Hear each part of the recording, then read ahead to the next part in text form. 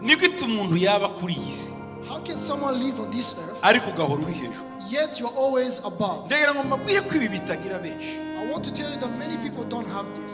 Dufite abantu benshi bari ku isi barambaraye ku isi. We have many people who live on earth who dwell on this earth. Ariko bari hejuru. But those who are above, babona ibyo abandi batabona. Niyo mpamvu imvugo yabo ibabaza benshi kuko bari hasi bo nyine bararyamye hasi baremeye. Ariko bari hariya hejuru babona uko abandi batabona, bagira imvugo abandi batagira. Donc bameze ukwabo. Those who are above, they see everything that those who are beneath don't see. They have their own language and they have their own way of thinking, and sometimes they offend those who are beneath. Reka mbivuge muri uru rurimi rwumvikana. Let me say it this way. Nge nawe twembi dushobora kuba turi mu kibazo kimwe. We can both be in the same problem. Ariko nge ndikimbuza amahoro we kikakubuza amahoro. But it will not take away my peace. Instead, it will take away your peace. Impamvu ni imwe gusa. There is only one. Nge ndi hejuru yacu. I am above it. Ariko wowe ukirangara. But you are under it. Dushobora kuba dufite crise financière twese nta faranga dufite. We all have financial problems. Ariko ukarara wigaragura ijoro ryose. And you sleep, you don't sleep all night, yet I sleep well. Crise kurimo, ariko ngewe crise. That means the crisis is in you, but I live above the crisis. Niyo mpamvu Yesu yasinziriye mu bwato. That's why Jesus was able to sleep in the boat. Wasinziriye tugiye gupfa. Say, how can you sleep here? We are dying. Munkangurire. Say, why are you waking me up? Hari usinzira mu bwato igihe cy'umuhengeri, ariko hari urwana n'umuhengeri ari mu bwato. There are those who sleep during the flood, and there are others who fight when the flood comes. Kuba hejuru nk'ikizu. To be above like Ni ukuba hejuru y'ibibazo kandi mubirimo mwese, ariko wewe ibibazo ukabirenga. it is to be above problems, yet you both are going through those problems. Wambaza batese none bigenda gute ko ngewe hari akantu gato ga stress umuntu akarara ijoro ryose wareba kamustressheje ukakabura, ariko we kuri we ni big issue. You can find out Ni kibazo kinini. something very small will cause someone not to sleep, and you wonder why, but yet for them it's a big issue. Imana yadusaba uyu munsi God is asking us ngo turenge ibyo byose tuje hejuru, to go above all those things and go above, kandi irabigufashamo and He will help you to do that, nanjye and irabimfashamo He will help me to do that, kurenga ibyo byandengeye, to go above those things that are above us, gutsinda ibyo bintsinda. to overcome those things that are overcoming us. Hari ikintu Yesu yabwiye wa muntu wari urwaye imyaka 38. There's one thing that Jesus told to the man who was Yaravuze ngo bahora banterura bakanyikora bakanjira. he said, they always carry me and try to throw me. Uzi icyo Yesu yamubwiye? Do you know what Yaramubwiye ngo haguruka nawe wikorera icyo gitandukanye. he said? Get up and carry your bed and walk. Icyo cyakwikoreye imyaka 38.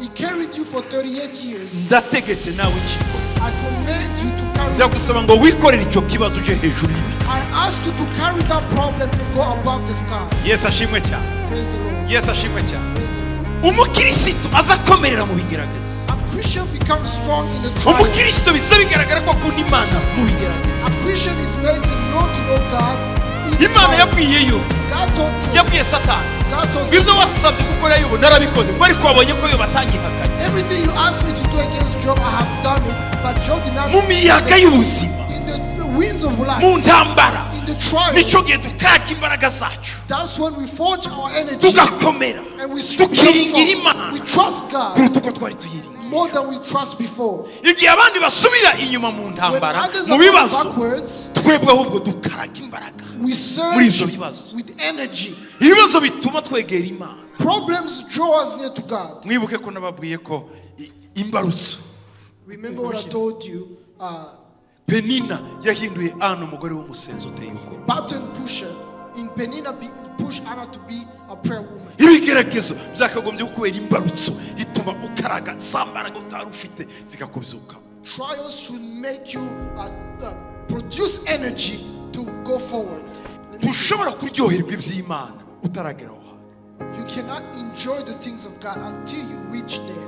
Impamvu bamwe ari uko bari uyu munsi The reason why people are the way they are, batarahabwa right yo gutumbagira hariya. because they have not received the right to be in that. Hariya habaho, There is that place. harahaba. It exists. mu isi habaho abastronaute bavuyeho no mu mwuka habaho harahari. In the earth, this exists because the astronauts go to space. In the spirit, it exists as well. Torero ry'Imana, Church of mureke tuhaje. let us be there.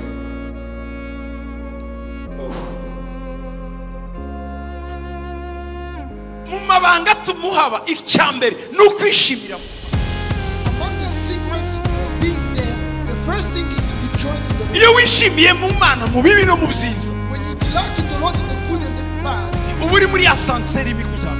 you are in the elevator that takes you up there.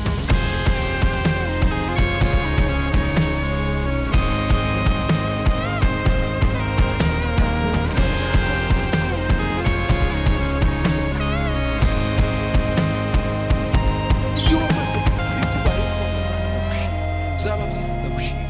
You delight in the Lord. Uba utangiye kwinjira muri esikariye ikujyana muri icyo gihugu. Ariko bakantu gato kubaho ukavuza induru ugatuka Imana ukanga Biblia ntuyisoma ugashira hariya. Napokea kwa mkono wake neema na mateso pia.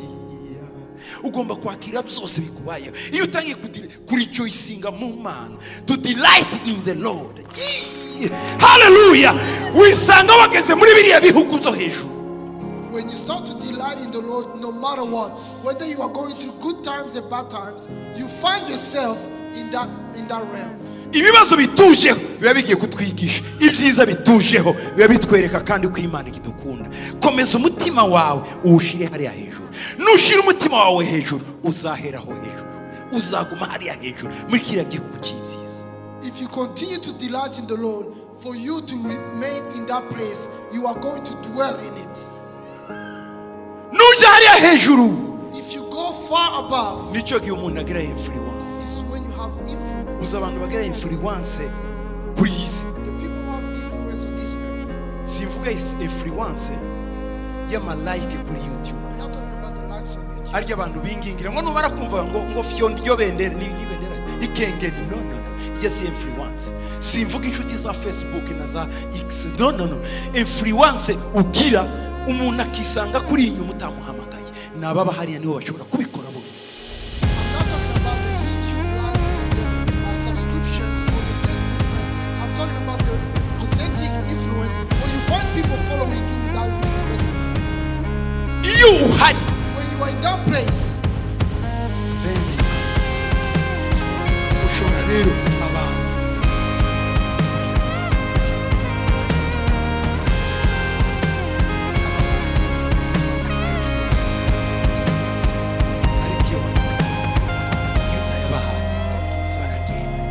ariko iyo uri hariya or when you are up there,